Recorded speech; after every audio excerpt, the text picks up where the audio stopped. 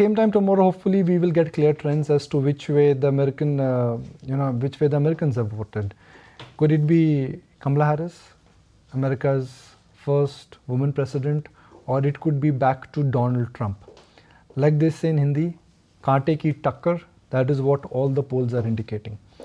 Now, the market and US election have a strange history, which is that first they react irrespective of the verdict, and then a month plus, those gains, market volatility bouts, they tend to get normalized, which is that first you will see a knee-jerk reaction depending on the positioning of the stock market, and then a month forward, those gains, they normally get normalized. That's the 1992 US election chart for you.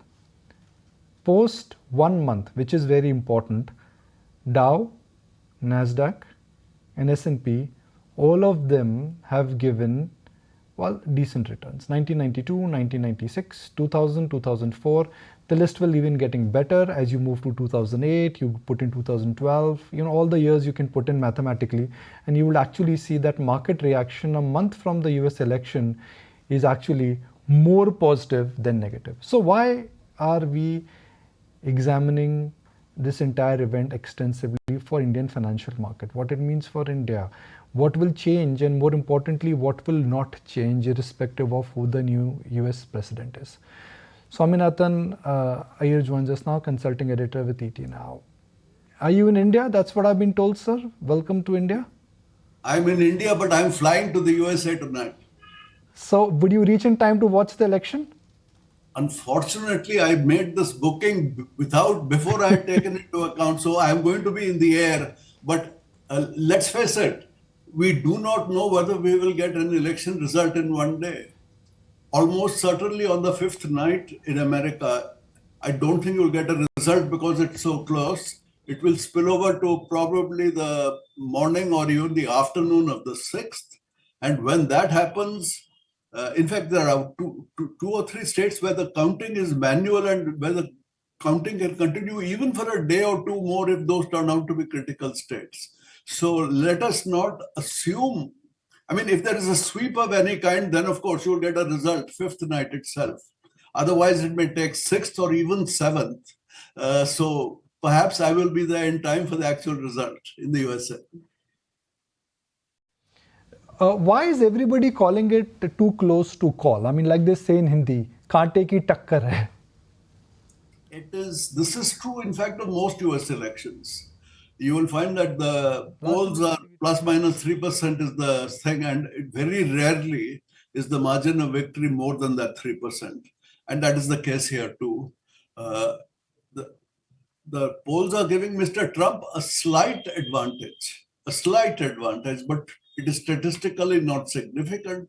Statistically, it is a dead heat right now. So we have to wait and watch. What we know, of course, is that Mr. Trump will claim victory on the first day, I think, regardless.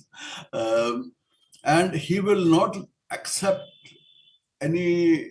I mean, I think the result could well be contested by both sides, which means that you might get an uncertainty for several days, even a couple of weeks if the things have to go to the Supreme Court to sort out the various legal challenges.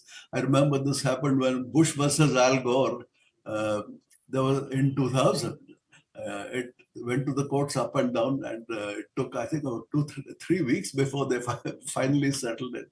So I mean, if it's a very close contest, I think we could see legal challenges, and perhaps therefore we will not get a result very quickly. Well, a long wait also means a lot more jittery a market. And Swami, we've been seeing that play out. I mean, not just for US equity markets, but a lot for India as well.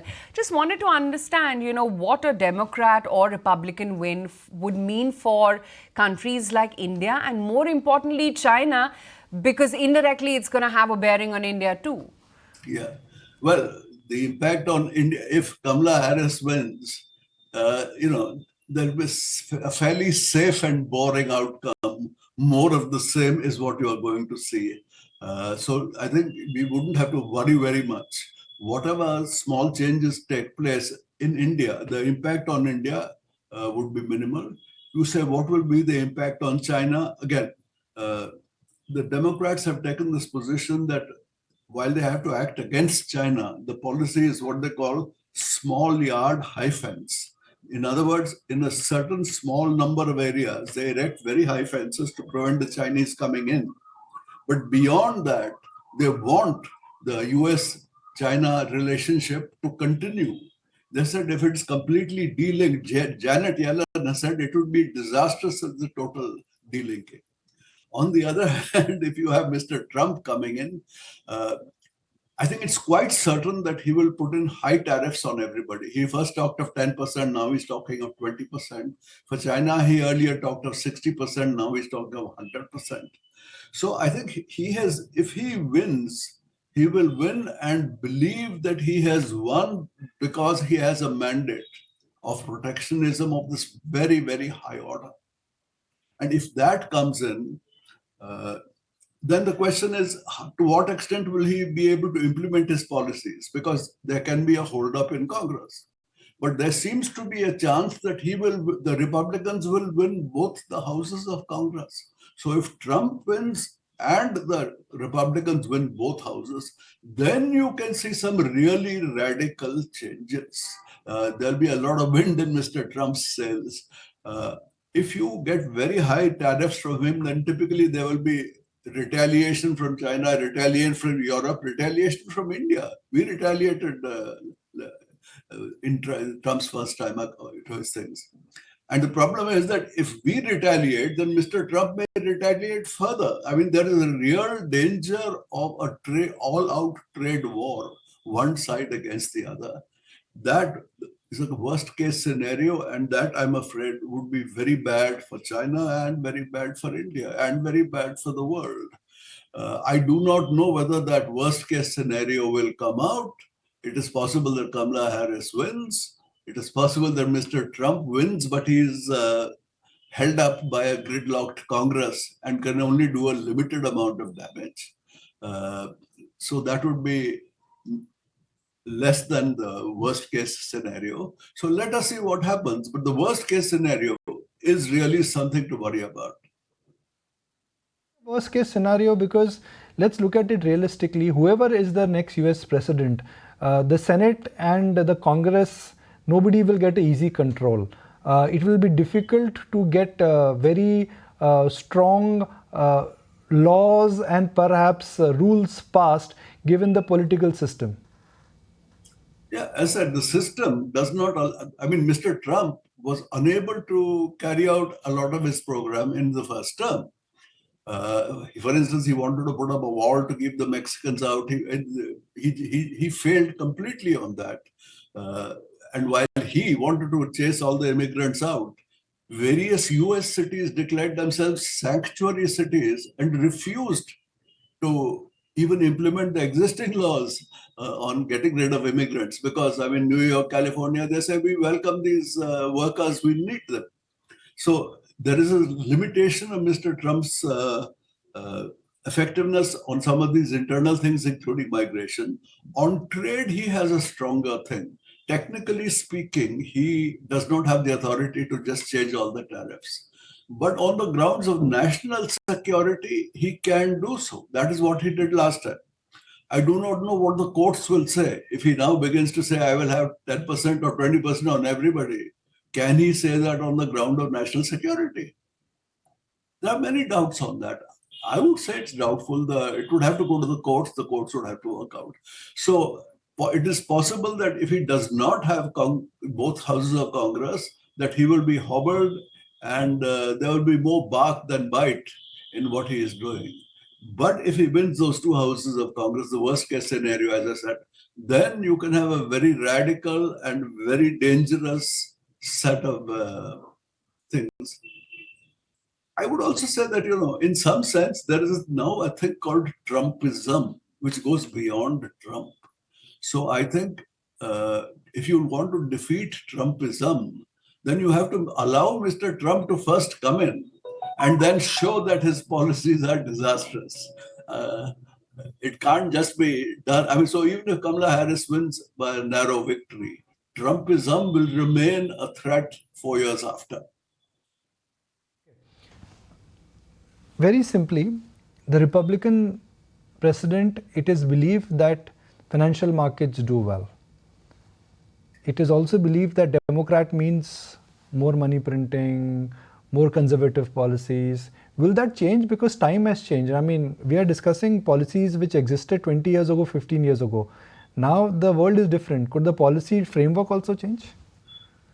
Yeah, as you say, the world is so different that whether it is the Republicans or Democrats, they are running huge deficits and printing money like mad. So to that extent, the two have got together on protectionism. The both have got, so at one time they used to be opposed. Now they will be that similar. What will the markets react to? I think the markets would be perfectly happy with a Trump victory and a gridlocked Congress. I think if Trump wins and the Republicans win both houses of Congress, then the markets will get rather nervous as to what is going to be the outcome. Okay. Well, Swami sir, we'll certainly miss your analysis tomorrow, but hopefully we'll be able to connect with you the minute you land and perhaps give your view on the US election. So we perhaps will be able to connect with you on Thursday morning. Yeah, maybe. All right, sir.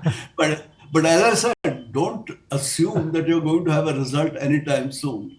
If you look at past experience, there are some states which actually take 3 days to complete counting.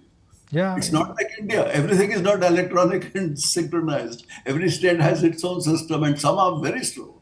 And after the COVID, the postal ballots have started only increasing in number of counts, and every state has a different way in which you would be counting those postal ballots, and the count of postal ballot is increasing. So yes, if it is a tight finish, then tomorrow same time we will get no clear direction. Appreciate your time, sir, and have a safe flight back. Thank you. If you like this video, then like, share and subscribe to ET Now.